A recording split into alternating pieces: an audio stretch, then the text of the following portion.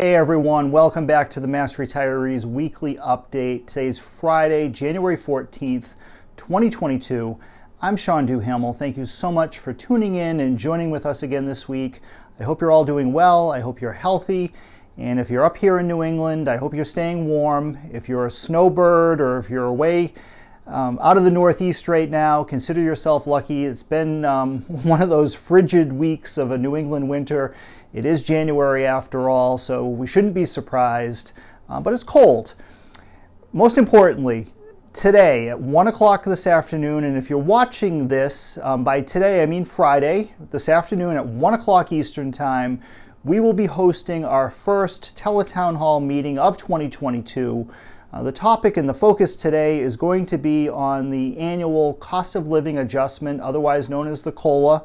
The COLA for public retirees is paid every July as part of your pension check.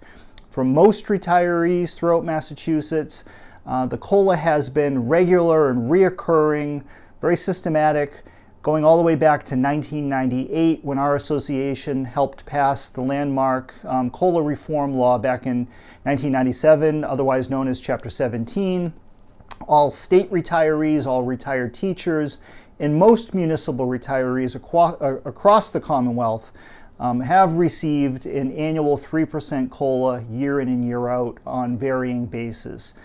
However, we are now focused on making improvements to the COLA. And if you've been reading our recent newsletters going all the way back to September and then November and most recently January, our most recent editions of The Voice, you may have picked up on a theme.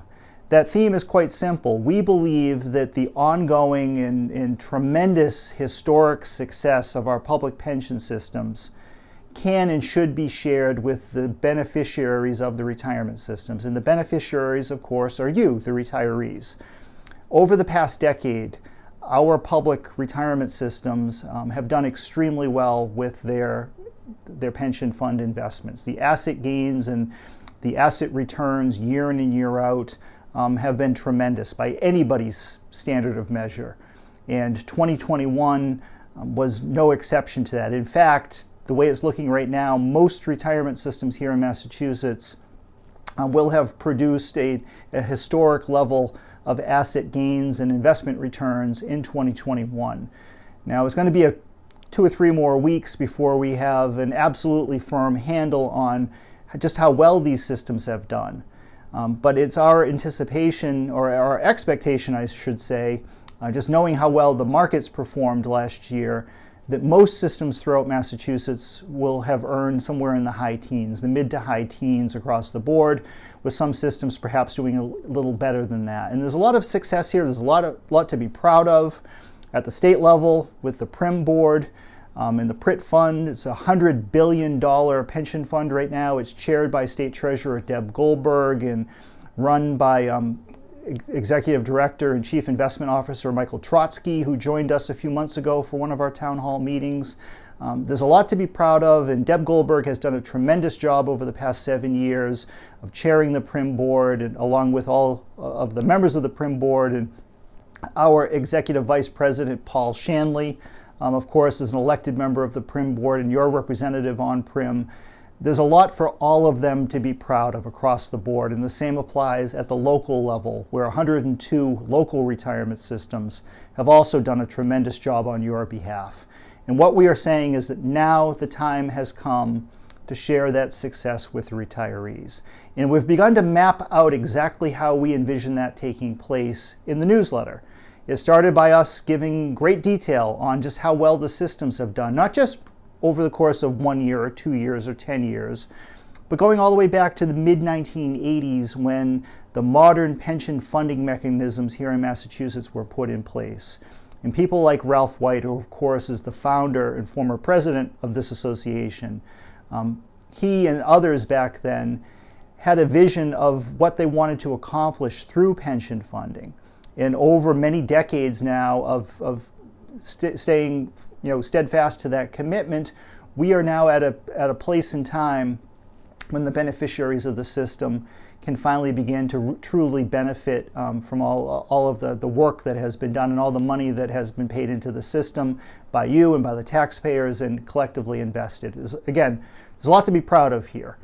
So what we're asking for members is, first of all, if you are available this afternoon, participate in today's Teletown Hall meeting. It's a members-only meeting, of course, and you can participate one of two ways. You can either call the toll-free number that's in today's email. It's also published on page 3 of our newsletter. And if you have renewed your dues with our association for 2022, that telephone number is printed and published right on your membership card. So that's one way you can participate. Call the number at 1 o'clock. You'll be automatically connected to the meeting. You can either listen in if you have questions or comments, or if you're a retirement board member.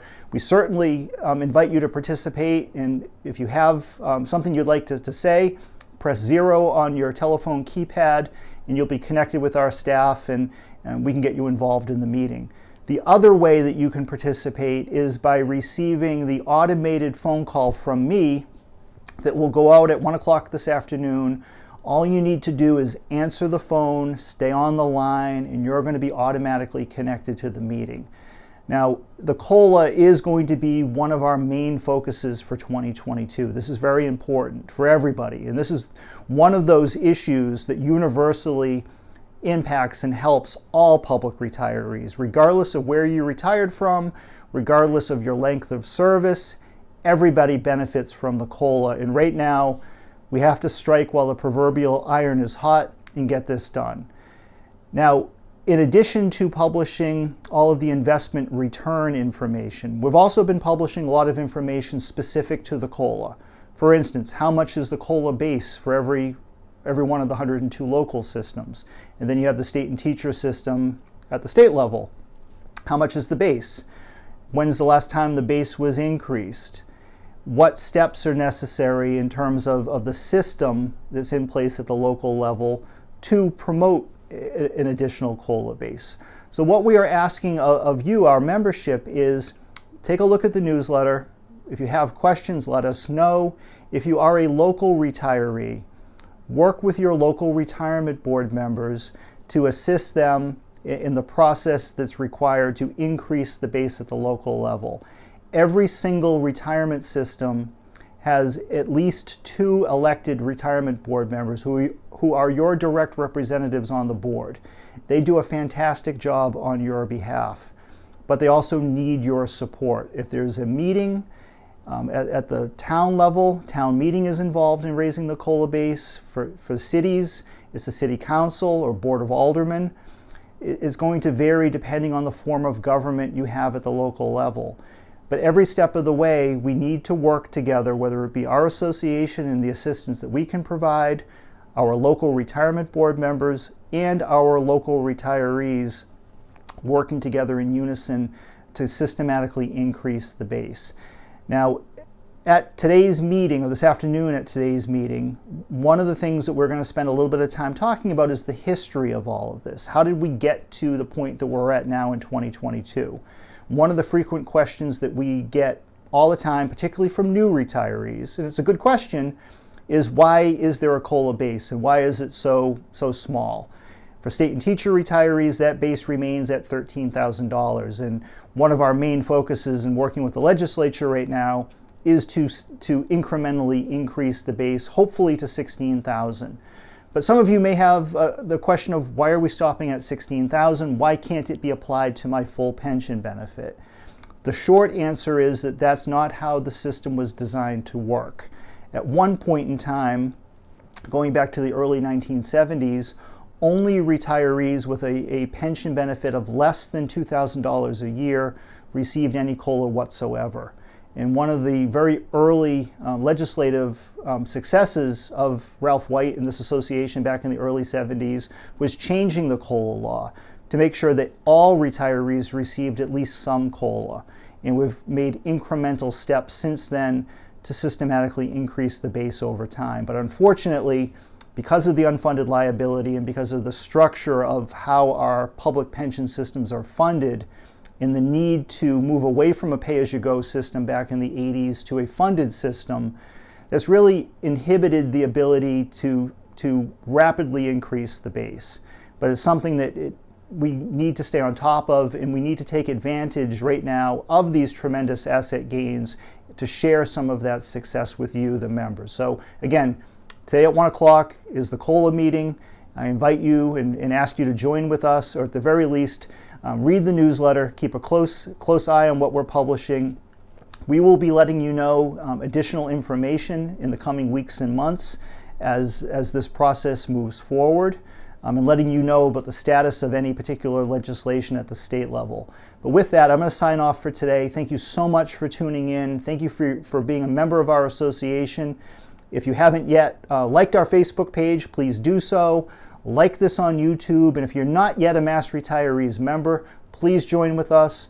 Our strength comes through our membership. So whether you are a retiree, who you could be a full member of Mass Retirees, or if you're an active employee thinking about retiring at some point in the foreseeable future, you can also subscribe to a subscription to our newsletter and to our weekly email messages and so forth. All of that information can be found on our website at massretirees.com.